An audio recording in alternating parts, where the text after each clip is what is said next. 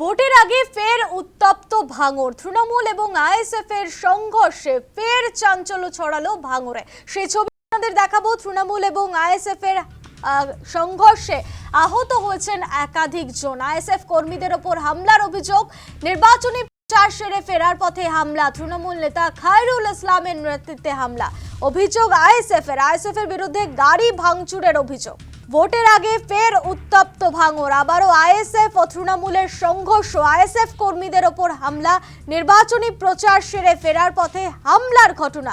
তৃণমূল নেতা খায়রুল ইসলামের নেতৃত্বে এই হামলার অভিযোগ তুলেছে আইএসএফ, যদিও এই অভিযোগ অস্বীকার তৃণমূলের। আইএসএফ এর বিরুদ্ধে গাড়ি ভাঙচুরের পাল্টা অভিযোগ তুলেছে তৃণমূল।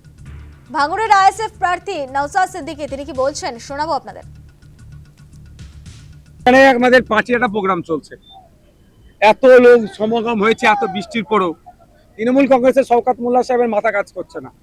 ভগবানপুর অঞ্চলে এক নেতা আছে তৃণমূল কংগ্রেস, তার নেতৃত্বে খায়রুল ভাইয়ের নেতৃত্বে আমাদের কর্মীরা যখন যাচ্ছিল লাইট নামিয়ে দিয়ে তাদের আক্রমণ চালিয়েছে। প্রশাসনের কাছ থেকে নিরপেক্ষতা বজায় রেখে এই কাজটা করার, কিন্তু দুর্ভাগ্য আমরা দেখছি প্রশাসনের একটা অংশ ইনঅ্যাক্টিভ থেকে এগুলোকে আরো হিংসাগুলো ছড়াতে সহযোগিতা করছে। তবে ভাঙড়ের মানুষ কিন্তু আমাদের সাথে আছে। প্রশাসন যদি মনে করে এই নটোরিয়াস ক্রিমিনালের হয়ে গুন্ডাগর্দি যারা করছে তাদেরকে সাথ দিয়ে ভাঙড়কে উদ্ধার করবে, তাহলে ভুল হবে, চরম ভুল হবে। তৃণমূল প্রার্থী শওকত মোল্লা তিনি কি বলছেন শোনাবো। নওশাদ সিদ্দিকীর একটা সভা ছিল গাবতলাতে।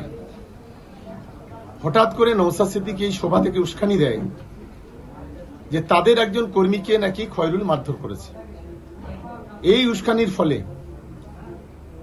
ওখান থেকে সামান্য একটু দূরে আমাদের খয়রুলের একটা গ্যারেজ ছিল, সেই গ্যারেজে জেসিবি ছিল, গাড়ি ছিল, সেখানে সেগুলো এই গ্যারেজ ভাঙচুর করা হয়েছে, গাড়ি ভাঙচুর করা হয়েছে। নওশাদ সিদ্দিকীর মূল কাজ হলো যে গোটা ভাঙড় জুড়ে অরাজকতা, বিশৃঙ্খলা, অশান্তি তৈরি করা, ক্ষমতা দখলের জন্য পাগল হয়েছে। আমরা এই ঘটনার তীব্র নিন্দা করছি।